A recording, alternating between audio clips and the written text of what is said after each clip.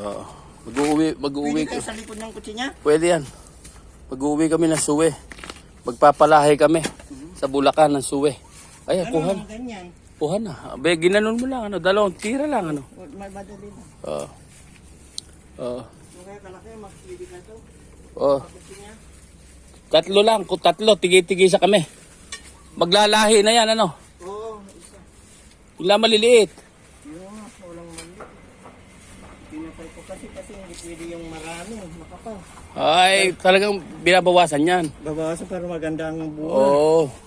Pag may isa, meron naman tutubo na Oo. ganyan. Eh, yung ganong maliit, di ubrang ko rin. Pamatay. Mamatay yan. Oo. Pili mo ako ng kuha. Pararamihin ko yan. Sa amin naman, basta't namunga lang kahit na magpapamigay din ako. Ano? Malaki yan. Uy, malaki yan. Laki, oh. Eh, ito ang bata mo. Layan-layan. Singkamas.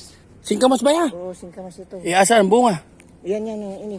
Hindi yung Bulaklak. Bulaklak pa Saan yan. namumunga sa lupa? dito naman. Ah, dito ba namumunga sa taas? Oo. Ayan pala, singkamas. Yan yung, Oh, singkamas maputi.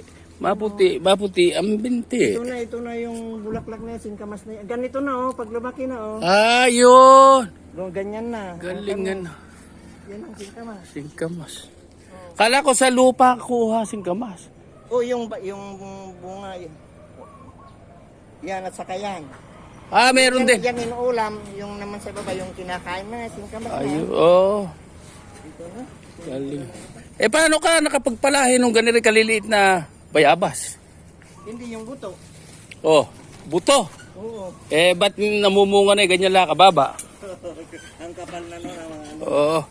Eh, itong kamote na to, hinuhukay mo, inaani rin yan. Hindi, kumalat lang yun. Oo. Dito na. So, sige, yan na. Para mas madali. Oo. Kaya hindi malulan. Siguro pwede kayo sa kutsi dito. Eh, malaki na yan. Bawasan na lang. Babawasan ng dahon. Mabubuhay pag pinungos.